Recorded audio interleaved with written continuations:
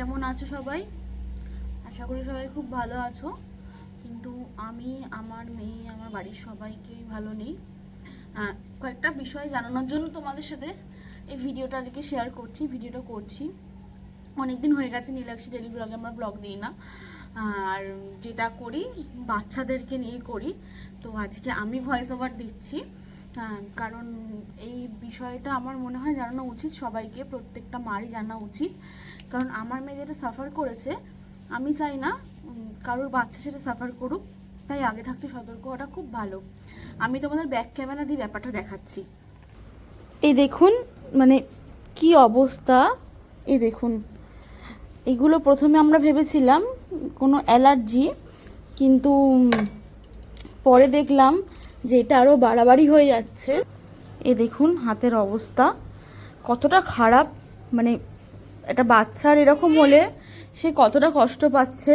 এই দেখুন, এই দেখুন, ও তো বাচ্চা, মানে ওকে সেভাবে আমি দেখাতে পাচ্ছি না।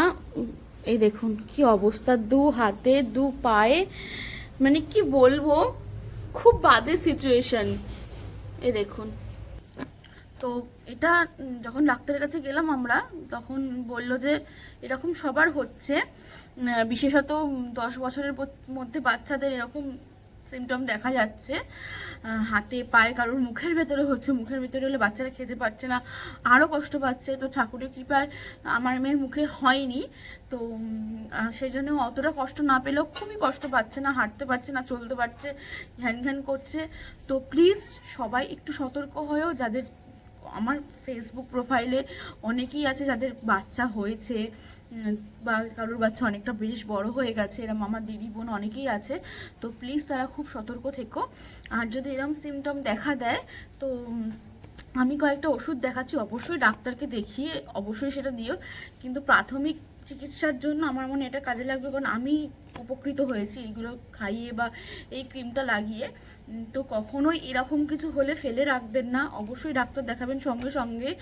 আর পরিষ্কার জল ব্যবহার করবেন, ডেটল ব্যবহার করবেন না, যেটা আমাকে ডাক্তার অবশ্যই বলে দিয়েছে। আমরা কোনো র্যাশ বেরোলে আমরা ভাবি ডেটল দিয়ে একটু মুছে দিই তাহলে ভালো হবে, একদমই নয়। এসব ব্যবহার করবেন না, অবশ্যই ডাক্তারকে জিজ্ঞাসা করে ব্যবহার করবেন। আর আমি একটা ক্রিম ব্যবহার করছি, যেটা ডাক্তারেরই দেওয়া, আর দুটো সিরাপ ব্যবহার করছি, যেটাও ডাক্তারেরই দেওয়া। তো এইগুলো খেয়ে একটুখানি কম আছে, কিন্তু মিনিমাম এগুলো 4-5 দিন থাকে। তো প্লিজ সবাই খুব সতর্ক থেকো বাচ্চাদেরকে নিয়ে, কারণ প্রত্যেক ঘরে ঘরে কারোর না কারোর বাচ্চাদের সাথে এই জিনিসটা হয়ে আসছে, হচ্ছে বিগত কিছুদিন ধরে। তো আমি দেখিয়ে দিচ্ছি এগুলো, মেডিসিনগুলো। এই যে এই একটা মলম আমি ইউজ করি, ক্রিম, যেখানে যেখানে হয়েছে সেগুলো ইউজ করি। এই ফেনারগান সিরাপ ইউজ করি, মানে এটা খাওয়াচ্ছি দিনে 2বার করে। এটাও অ্যালার্জিরই একটা ওষুধ, এমনি কোনো সাইড এফেক্ট নেই এটাতে, অ্যালার্জিরই ওষুধ এটা। আর অ্যাটারাক্স, এটাও অনেকে জানে, এটাও অ্যালার্জিরই ওষুধ। তো এটাও এক ধরনের অ্যালার্জি, কিন্তু এটা খুব হচ্ছে।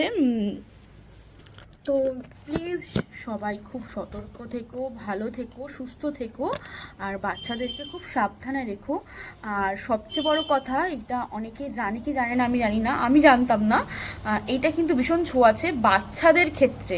মানে কোনো বাচ্চার যদি এটা হয়, বা অন্য কোনো বাচ্চার যদি এটা ছোঁয়া লেগে যায়, এই রসটা লেগে যায়, তাহলে কিন্তু তারও হয়ে যাবে। সুতরাং খুব সবাই সাবধানে থেকো, সুস্থ থেকো, ভালো থেকো। আমার মনে হলো এই ভিডিওটা করলে অনেকে উপকৃত হবে, অনেকে জানতে পারবে ব্যাপারটা নিয়ে, এই জন্য ভিডিওটা করলাম। সবাই ভালো থেকো, সুস্থ থেকো। একজনকে দেখুন মুখের কি অবস্থা করেছে, লিপস্টিক মেখে। সবাইকে টাটা করে দাও, সবাইকে টাটা করে দাও, টাটা করে দাও। হ্যাঁ, সবাই প্রে করো আমার বেবি যেন খুব তাড়াতাড়ি সুস্থ হয়ে যায়, কারণ ওরা ভালো না থাকলে আমাদেরও ভালো লাগে না।